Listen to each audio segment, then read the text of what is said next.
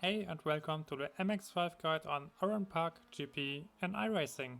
This track is short but tricky, and there are many areas where you need to adjust your gears based on the situation you are in. As a general rule of thumb, I want to give you an additional advice which applies to all other tracks as well. Whenever you are going uphill with this car, you want to shift down or remain in a lower gear because the high revs of the engine help you to get more power onto the track, which makes you go quicker. Let's take a look at how it looks like.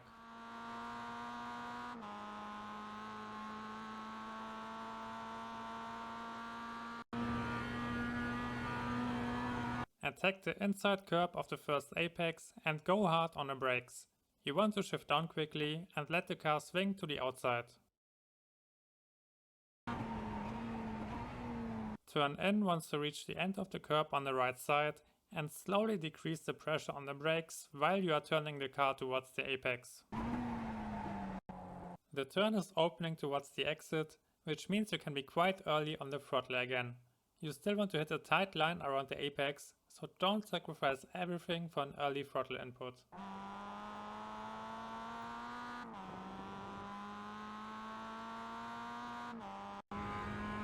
We will use the curb as brake marker again. Engage the brakes when you reach it and shift all the way down into first gear. Aim for a tight run around the curb, but don't try to be too aggressive in the first turns. You can only lose time here, so just relax and focus on hitting a clean line.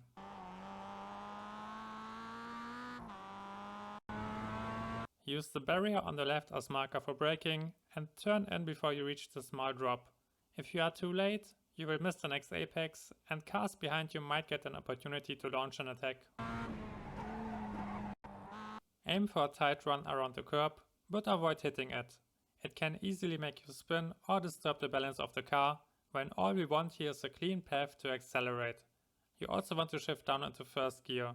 The turn is possible in second, but like I said in the beginning, we want to get a nice acceleration on our way up to the bridge, which is why we shift down into first gear.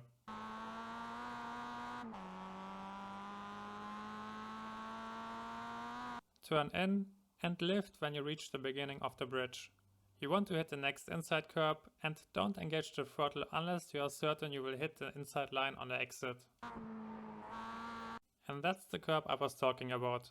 If you don't hit it, you will go wide and you will need to lift again on the next short straight. So really make sure that you nail the exit here to avoid further troubles. Clip the curb on the outside, and once you reach the red and yellow curb, you want to tap the brakes to adjust your speed. It's an easy marker because you can feel the vibrations of the curb in your wheel. Turn in before you reach the drop again. Turning in too late will make you miss the turn. Now, when you are driving in a pack or need some additional grip, then you can take this turn in second gear. But since we are going downhill, we won't have any benefits from shifting down. When I tested it, I didn't feel or see a difference.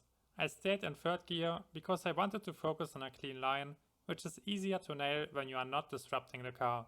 Whatever gear you decide to use, make sure you attack the inside curb to get an easy run through the next left-hander. Let the car swing to the outside, tap the curb on the right side and use it as marker for braking. You can take the next turn in third gear, but this time we are going uphill, so you want to shift down into second once you hit the hill. It will net you about a tenth until the end of the next straight. I kinda missed the apex here. You can and should be way more aggressive on the curb. It makes your exit easier and gives you a clean run. Luckily there's a lot of space on the outside, so even if you are a bit late or go wide, don't be afraid to use it.